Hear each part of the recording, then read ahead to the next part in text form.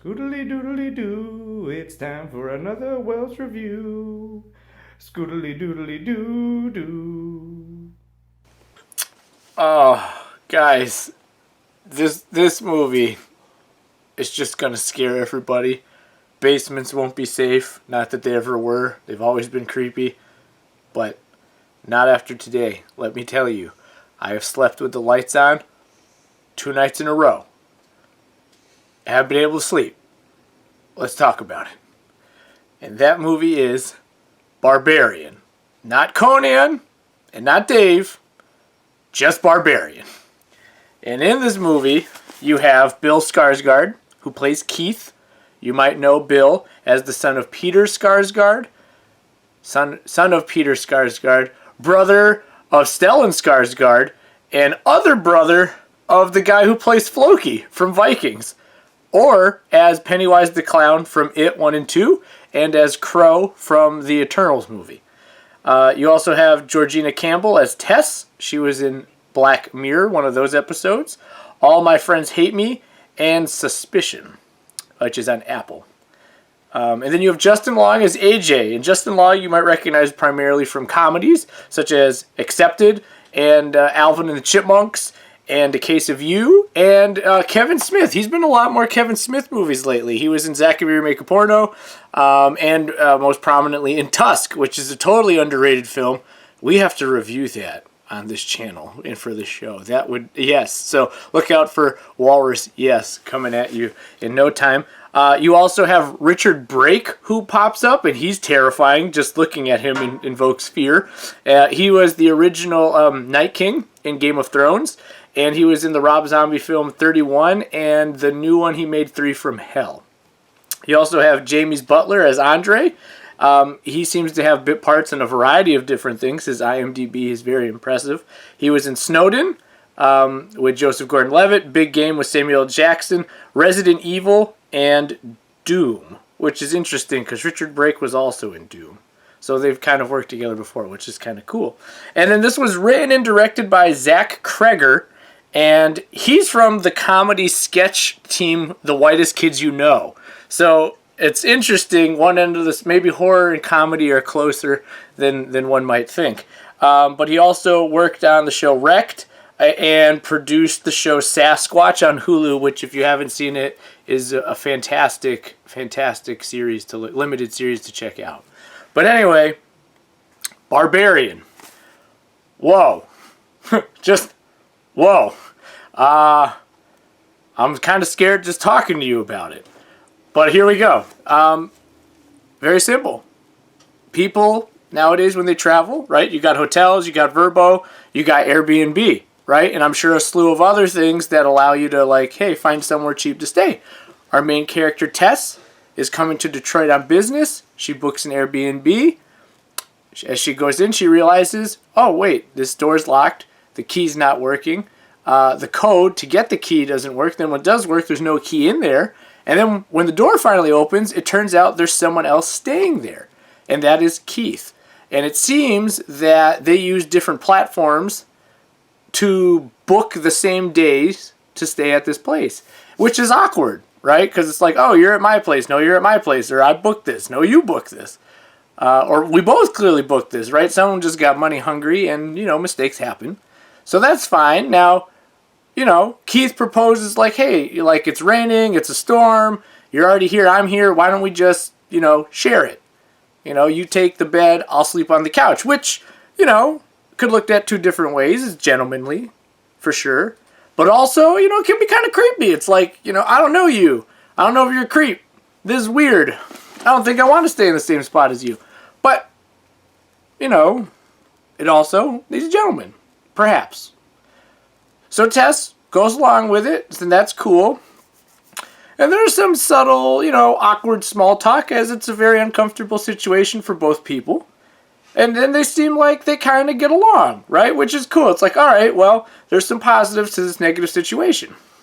So that's fine. They're cool. Both in an unfamiliar house in Detroit. Probably not known for their houses. Certainly not. So that's fine. Night goes on. Everything's cool. Tess wakes up in the night, thinks she heard something. Well, that's not uncommon, right? You're in a foreign environment. You don't know all the creaks and the clunks and the screeches or whatever that the house makes at night, like all houses do. So it'd make anyone a little jarred. So she wakes up and is like, hey man, like, you're making noises in your sleep. What's going on? And he's like, what? I was doing that? Like, he had no idea. So that's okay. Now, this is where things start to get really rather spooky. Tess goes off to her meeting. Keith goes off to his. Pretty normal. Okay, here's the spooky part. Tess, at her meeting, talking to her coworker, right, or the person she was there to meet with, and tells her, hey, you should not be staying there. Like, that is not safe. That is not a good Airbnb. Disregards that, right? Okay. Comes back. Goes downstairs. Notices there's something weird in the basement. And like most things, the basement, as said earlier, is always somewhere that's associated. It's kind of like under the bed. It's creepy. You don't want to be there for periods of time. Like as I was saying, right? It's kind of like under the bed, right? It's just associated with being creepy and spooky, and you shouldn't be there for elongated periods of time. So anyway, she's down there, and as most people do in life and in horror movies, right? Because life imitates art, or art imitates life. It's really hard now, I think, to tell. She starts to do what no one should do and investigate. It's like, you're not part of the Mystery Inc. You don't got Scoob, man. It's not going to be a good time. So she investigates, and what happens is she pulls on this rope very gingerly, and as what's this do is opens a secret passage into like a dark beyond into the house, right? Okay, I think it's fair to pause there, right? We can both agree that's a big no-no. You shouldn't do it, right? So pause right there. Now, alternatively, right, what else is going on in the world of this movie is, as well, it came out during the pandemic, for one. The other thing is in Hollywood, as everyone I'm sure has known on Twitter, social media, YouTube, Variety, there's a lot of people with a lot of different skeletons in their closet. And it's getting brought to the forefront, right? They're finally getting called out and having repercussions for the horrible things that they do. And Zach Cregger, that's his name, right? Yep, Zach Cregger, incorporates that into his movie with the character of AJ, played by Justin Long. He is a Hollywood actor, and he's pretty much, we're introduced to him cruising down like the coastline in a convertible. He's living life. It's great. He gets a phone call. There's been a very serious allegation against him. And his life begins to spiral, and basically he can no longer be part of this pilot that was picked up. And then he's dropped from everything, and he's forced to sell some of his, what are those called when you own things? He's forced to liquidate like his houses, right? His assets, that's the word. So he's forced to do that, and he can either sell his house in California or some of the other properties he owns. So he opts, of course, to sell the other properties he owns in case his career, he wins this trial and, he comes back out on top, which he certainly does not deserve. And you will see how his descent into, like, you just hate him more and more as you watch it. As my brother said, it seems that... what's his name? Oh my. Justin Long. His new thing in horror movies is just to be a complete asshole. Like, that's just his character. It went from being the lovely, funny underdog in, like, rom-coms and just comedies to now just, like, popping up in horror movies as the asshole who has, like, some fun, quick quips, and makes you chuckle, and then he gets his just desserts, right? He's like an anti-Ryan Reynolds in a lot of ways. And he does a really good job. That's not to downplay him, because he does do a very good job in this movie.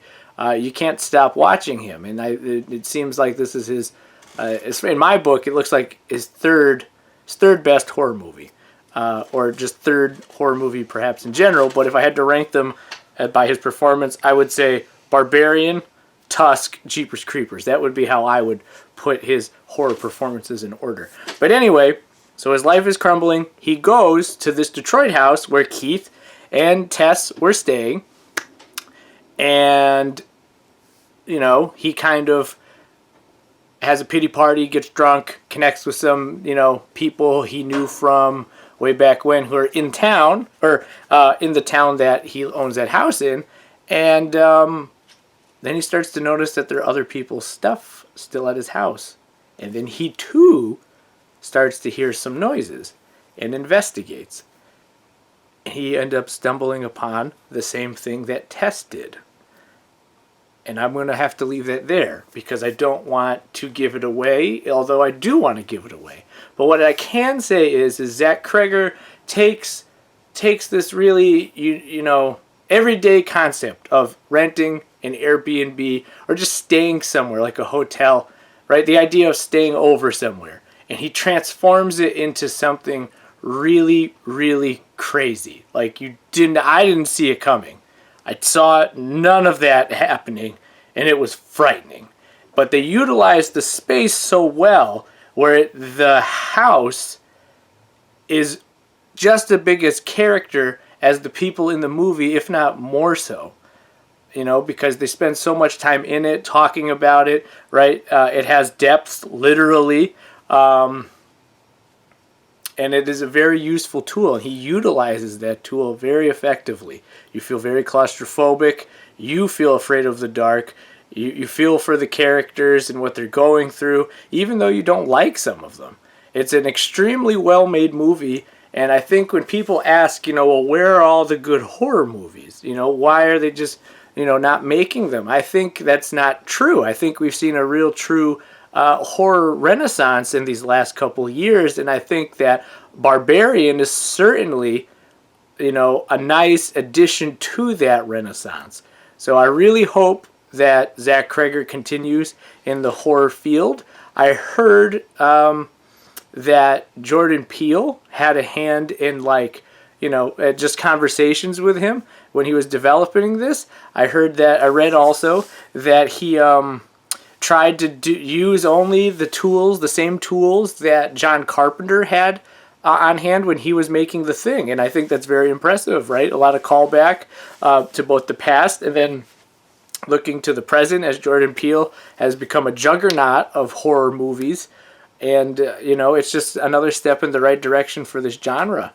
But you should definitely check this out. It will scare the bejesus out of you, and you will be afraid of your basement. You won't look at it the same.